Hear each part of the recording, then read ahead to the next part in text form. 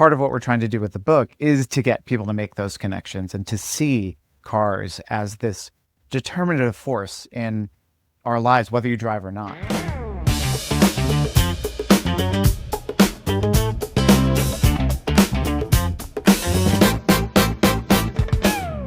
How did you put it in the book? You said the goal is to make someone see the water. What was that? I didn't get it There's right. a Marshall McLuhan quote, "The fish knows nothing of the water." Fish are swimming along and another fish comes by and says, "Water sure is nice today." And the other two fish are like, "What's water?" And that's sort of how we see cars. They're just the background. They were there. We kind of joke in the book that you're born and you're put in a car seat and driven home.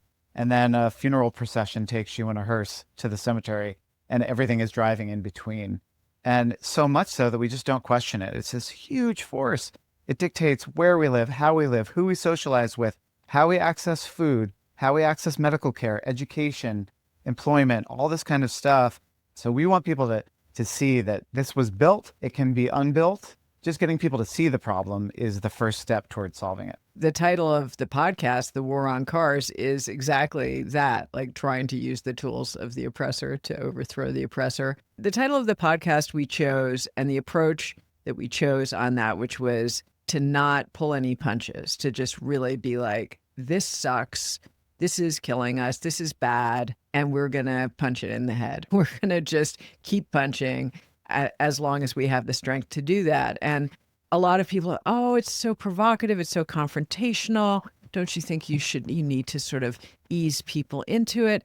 And no, I think you do need to have a much more aggressive approach sometimes to break through. I wish there was like a pro car group that we could just go on their website, read their platform, engage them on social media, have an actual bag to punch, so to speak. It's so hard to fight against this thing because it is like the water. It is so pervasive. Do you ever find yourself wishing there was like a counterpart to you that we could just somehow spar with? I think of when we went to the New York Auto Show, Doug, and Yes. and you did confront the people responsible for the Dodge Charger. Dodge had a big setup, and I asked this guy to explain the car and the branding. He's like, when you're out there, you own the road, you're in charge, blah, blah, blah. And I just gently, again, the reasonable radical, I was like, that phrase, own the road, you share the road. You're not the only driver, the only road user. There are cyclists, there are pedestrians. Like, what do you mean by that? So yeah, it is hard because, right, there isn't like an NRA of cars that can be a convenient villain, despite gun ownership being a diffuse problem as well.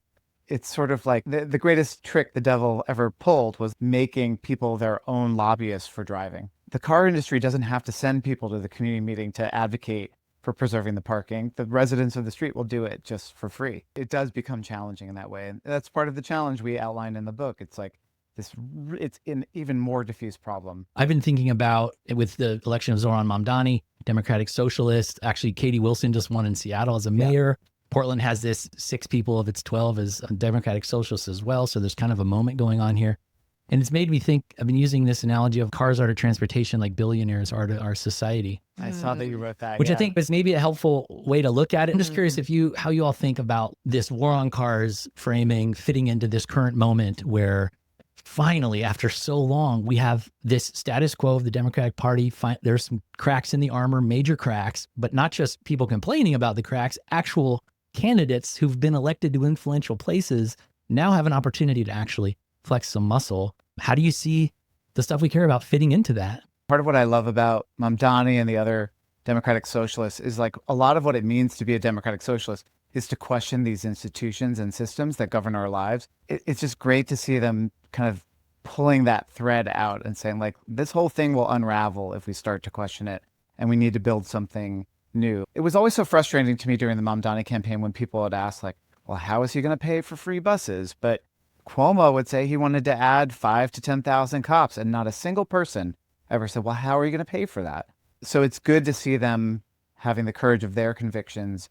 And I think we're just in this big moment where people are questioning systems. In the book about Dr. Ian Walker, he talks about cars as like the ultimate is-ought fallacy. It's like an old philosophical idea, David Hume, that like because something is a certain way, you assume it ought to be that way. And I think we have done that with every system you can imagine, from capitalism on down. Because there are billionaires, there ought to be billionaires. But we're all old enough to know when there weren't this many people hoarding this much wealth. Some people go bankrupt because they get cancer or break a leg. Well, I guess that's sort of the way the system is designed. But no, that's wrong. Because there are cars everywhere, I guess that's just the way things are intended to be. And we are sitting here and saying, no, there's another way forward. I think people are very keenly aware that, wait a second, this is the wealthiest nation that there has ever been in the history of nations. And somehow I don't have anything.